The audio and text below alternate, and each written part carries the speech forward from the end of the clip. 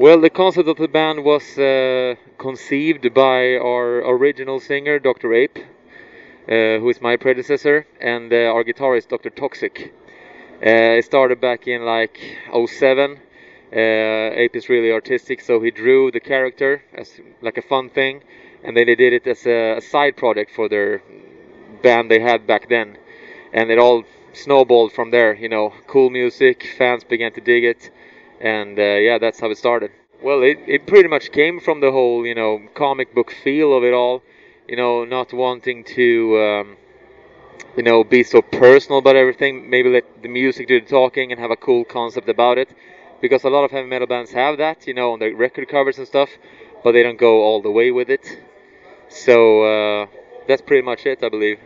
But the mask with the skulls and stuff, it's like more like a tribute to the Venice scene, with like bands like Suicidal and Beowulf and stuff. They always had like the skulls on their shirts and stuff, so it's like a tribute to those bands. We love Suicidal and all those kind of bands, but I don't know if it's working for us like a commercial thing, but I actually don't care if it's like working. It works for us. Are like skaters a fan of skate like Suicidal were, or it's a completely scene? If we are skaters, Yeah. I used to be for like I stopped like skating when I was 16, and it was like 15 years ago.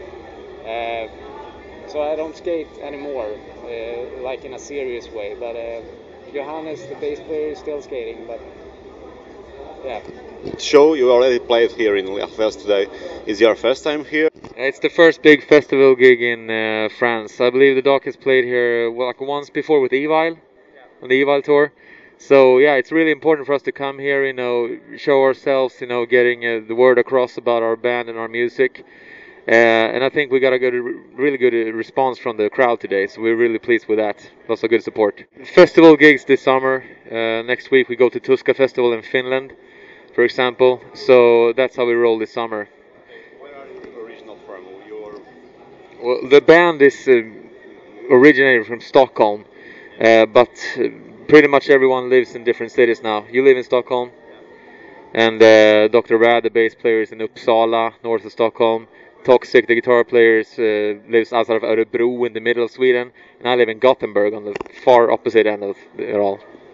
There's not like a big thrash or crossover scene in Sweden, but there's a lot of hardcore bands and